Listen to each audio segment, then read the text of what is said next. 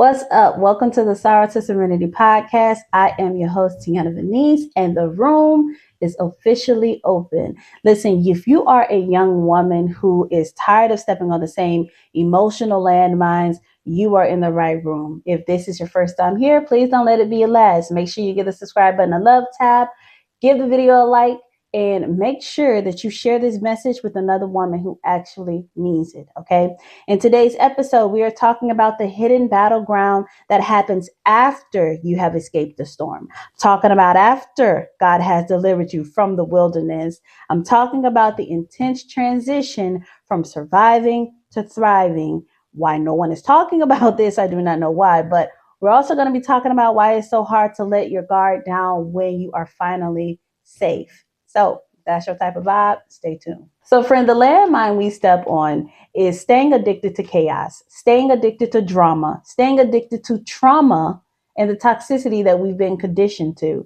When you spend so many years just trying to survive, like literally just trying to get by, whether it's surviving abuse, surviving homelessness, grief, financial instability, toxicity, or just, betrayal of a friendship, whatever the case may be, your nervous system gets conditioned to look for the next blow up. I have experienced this firsthand. If you are tired of stepping on the same emotional landmines, if you feel completely stuck and you cannot quite pinpoint where your peace is leaking out, if you know that you need to do the healing work, but you don't really have anyone to give you any guidance, I have been there and I completely understand your frustration. And I want to tell you that you do not have to stay in that heavy space. So I created something specifically for us. It's called the Serenity Audit, okay? It is a quick self-assessment to help you uncover your hidden emotional drains and find your way back to clarity. Do yourself a favor right now. Look down in the description box below. Click the link and grab your free Serenity Audit. Let's get you unstuck. Now, let's get right back into the video. I can actually remember a time when me and my children had finally gotten into our own apartment after living in the homeless shelter for about 17 months. Now, logically, I knew we were safe, right? The doors were locked. All our bills were paid. The place was stocked with food, yet I still could not get any rest. Even my kids couldn't get any rest. My mind was always racing, always waiting for the other shoe to drop. And I had it so bad to the point where I would actually sleep on my couch for like weeks at a time before I ever start sleeping in my bed, because I was conditioned to sleeping on the couch at my mom's house or my dad's house, or laying on the mat at the homeless shelter. Like, I was real irritable. I was hypervigilant, and I was constantly stressing about things that wasn't even there, because peace felt so unfamiliar to me. It felt so unfamiliar to my spirit and my nervous system. The landmine is we bring in our warrior armor into a safe haven, treating our current blessing like a trap because we don't know how to exist without a fight. But friend, I want to tell you this. God did not deliver us from Egypt just so that we can live like slaves in the promised land.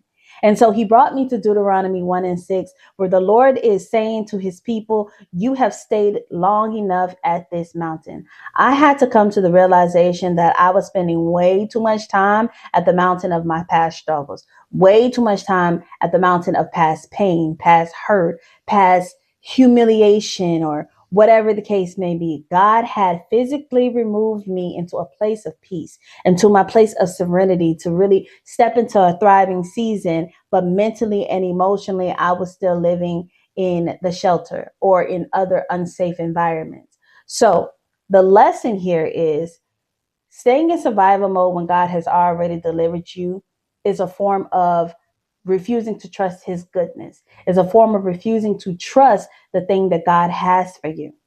And so what I'm learning in my journey is, when you have been taught the lesson, when God has given you a word, it is your job to go back into that safe place, wherever that is for you and him. For me, I have turned my walk-in closet, my mini walk-in closet, into a prayer room, and a war room. So that is like my space.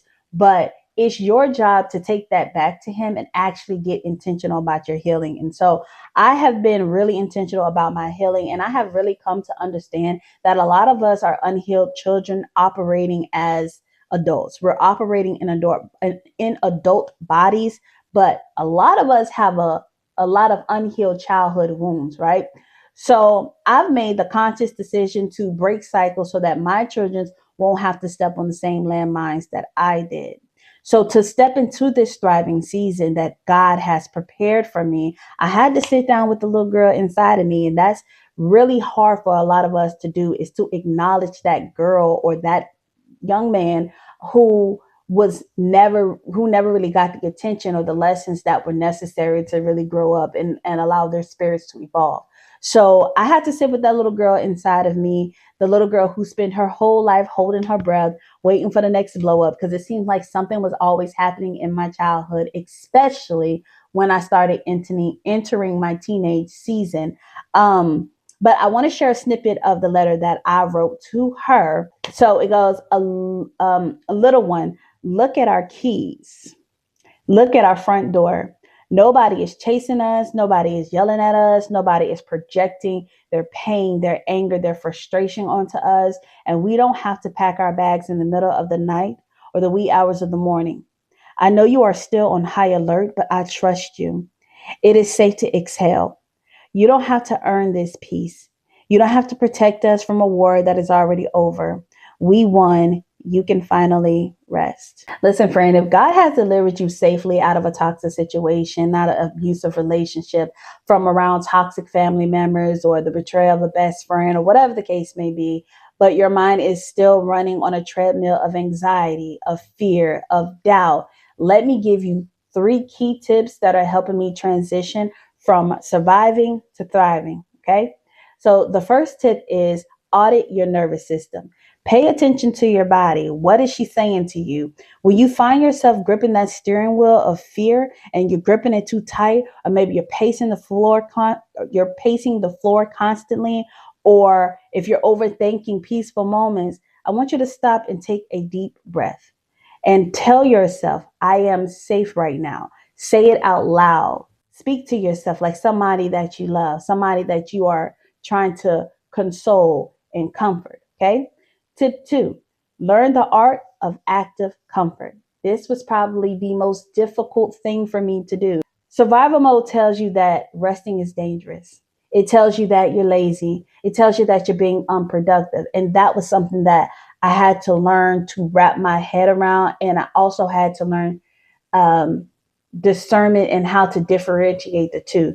So while survival mode tells you that you're lazy, it tells you that it's dangerous. It tells you that, you're being unproductive. Thriving requires you to intentionally schedule healthy comfort. So my encouragement to you is light that candle, sis. Go take that yoga class. Go buy the healthy groceries. Go read a book. Go color, that coloring page. I love the color. Like I had rediscovered my love for coloring, my love for reading, my love for actually being active. Go do the thing, right? That brings you peace, right? Sit in silence without feeling guilty for not struggling. And that might be the biggest thing, is that we feel guilty that we don't have to struggle as much as we used to, or in certain areas or of our lives, right? Tip 3, shift your mindset from defense to design. So what do I mean by that?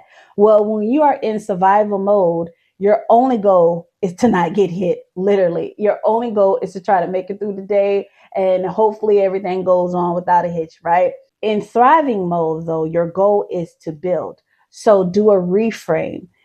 Instead of thinking to yourself, how do I stay safe? How do I get through this?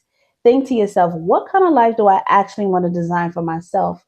Friend, take the steering wheel back from fear, from doubt, from anxiety, from disappointment, from I'm not good enough. Own your life. Now, before you go ahead and close this app on me, I want to do a sister check-in question, okay? Something you could take to your journal. Maybe you'll take it to your prayers this week, or drop it down in the comments if you're really about that life. Either way, let's confront the quiet. Let's confront the silence, okay? Your question is, or your journal prompt is, am I creating chaos in my life right now because peace feels unfamiliar? And I want you to think about that, because what I have seen throughout my journey is that a lot of people do not know how to function in their life unless there is some type of dysfunction in their life, because that's what they have been conditioned to. So I'm going to ask you again, I'm going to say the question again. Am I creating chaos in my life right now just because peace feels unfamiliar?